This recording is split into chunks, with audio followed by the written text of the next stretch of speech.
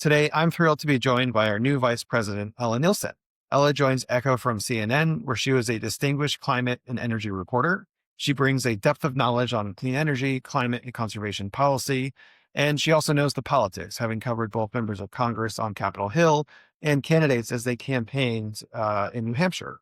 Today, we're going to discuss her transition to communications, how she sees issues playing out in the months and years ahead, and how clean energy leaders can effectively navigate today's complex political environment.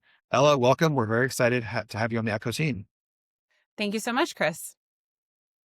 So, you spent your career as a journalist, most recently, of course, at CNN. What drew you to make the leap to public affairs with Echo, and what are you most looking forward to as you make this transition?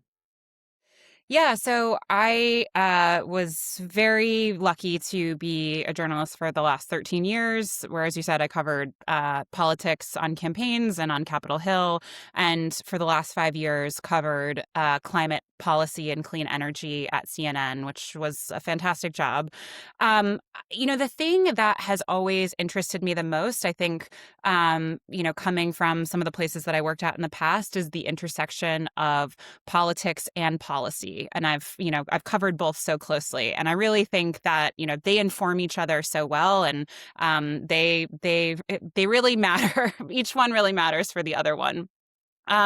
So being in the clean energy world, covering the IRA, covering the implementation and then eventual dissolution of large parts of the IRA, I'm really fascinated to be able to dive into the clean energy space, the clean energy industry, because right now, energy prices and energy affordability inform so much of what we're talking about in politics, in policy, with electricity demand going up. And I'm really excited to try to be able to shape that conversation, because it is like the ground is shifting under our feet so quickly. There is just endless fodder to dive into and endless opportunities to make people's voices heard. Certainly. So, I'm curious what most interests you about clean energy and the politics of clean energy right now. Where do you see the most interesting debates happening, and over what issues? Well, certainly, data centers is the big elephant in the room. It takes up a lot of the oxygen in the current debate, because obviously electricity demand from data centers is really putting the U.S. on a certain trajectory where it hasn't been. At the same time, for many different reasons, we're seeing people's electricity prices skyrocket in every corner of the United States. I now live in New England, and I can tell you, like, electricity prices are high in New England. I know that they're getting higher in DC and the Mid-Atlantic states. And so at the same time, there's this big sort of debate about how do we supply that electricity? Is it natural gas? Is it renewables? There are so many debates around exactly, what path we chart here, and like the consequences for the climate and for people's day-to-day prices are pretty enormous. Well, I'm curious about the politics here of this. How do you see the issues of rising energy bills and affordability that you were just describing? How do you see that playing out in the midterms in November? And then on the presidential campaign trail, which is going to start basically as soon as the midterms are over in November?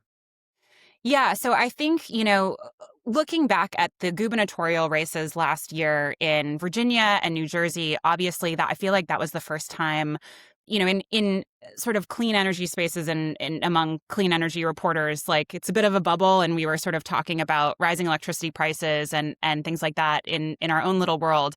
That to me was the first time in New Jersey, in Virginia, and then obviously the Georgia public commissioner's race was another fascinating example of this, where the electricity prices, the politics around electricity prices, I should say, really like exploded. And political reporters started taking notice of it. Obviously, I think business reporters were probably already covering it.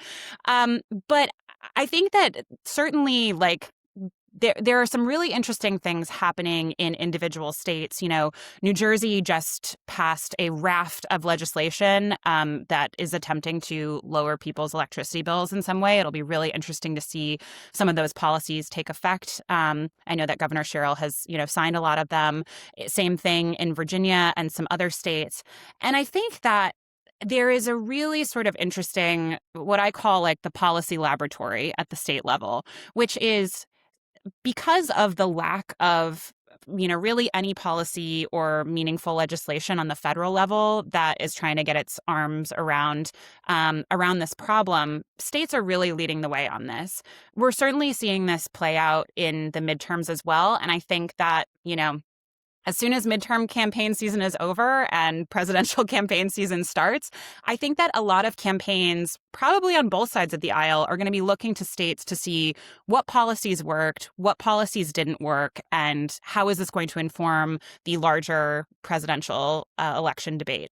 You spent over a year providing deep, dedicated coverage of the Inflation Reduction Act, how it was passed, and then the implementation of it. What was your biggest takeaway from tracking landmark legislation, and how will that experience shape the advice that you give clients who are navigating federal policy? So as I was, covering the ups and downs of the IRA, and there were many ups and downs throughout the entire process. But once the bill was passed and signed and being implemented, again, I keep sort of coming back to there's like a little bit sometimes of a bubble in, the climate and energy space. And so, everyone in DC who works on these issues was really engaged, really talking about it. And like, obviously, it was a huge deal. There were billions of dollars going to these new clean energy programs, potentially transformative investment in factories and jobs and all of this stuff. And yet, so there was, that space. And then I would talk to, my friends who are read the news, but are not as plugged into this world. They had no idea that any of this was going on. Like, it was not even a blip on their radar. And I would, explain it to them and be like, this is actually like a really big deal. This is happening. And so I think that my big takeaway for, the next time around, if there is a next time, is that policymakers who are able to pass transformative bills like these, like, really need to own it and really need to make sure that they're not just going to traditional media. Like, they're going to, all sorts of, podcasts, online, social media, all this stuff, really trying to like get it out there any way possible. And then obviously, like, we saw the implementation of some of this stuff was pretty slow, which, you can debate the merits of that, but it certainly led to the Trump administration being able to pull some of it back maybe more easily than they otherwise would have. The other thing that I would just say that I think is really interesting is, obviously, the theory behind the case in IRA was, clean energy equals jobs. And that was a huge thing that was pushed by former President Biden's administration, totally understandably. But I think that sort of looking at the policy landscape moving forward, people are really cognizant that in addition to clean energy jobs, people really need to have like relief on their monthly bills at home. And so how can, policymakers make these clean energy benefits more tangible for everyday people who are just trying to get by with their monthly bills? So if you're a company or a nonprofit that is advocating, just putting yourselves in their shoes, how can you help with that? I mean, we've seen a lot of, take the wind industry, for example, that, it's been a tough go, obviously, for the last year and a half for wind companies. And I think the response that we've seen is they just don't want to talk to reporters. They won't offer comments. Hard to say how much they're working the stories even off the record. What would you advise those communications professionals, the CEOs, anyone in executive role at one of these companies? Yeah, my advice is to engage, at all. um, Try to shape the story, and I completely understand the like reticence and hesitancy to even talk about it. I understand that people are trying to keep their heads down in the current environment, but at the same time, it is leaving so much on the table potentially in a way of like shaping the story and shaping the narrative. If you don't engage, you and reporters just aren't hearing back from you, or just getting nothing from you. It really, I think it, one, sort of like damages in the short term of just like you don't have a voice in the debate at all, and you're just that's a lost opportunity. But also down the road, if the policy landscape changes, like you want to be able to sort of like have a credible base with reporters, and there is a bit of give and take there. So I think that would be my advice. Yeah, certainly. If you don't tell your story, then someone else will, and it's not going to be the way that you want it told. Absolutely.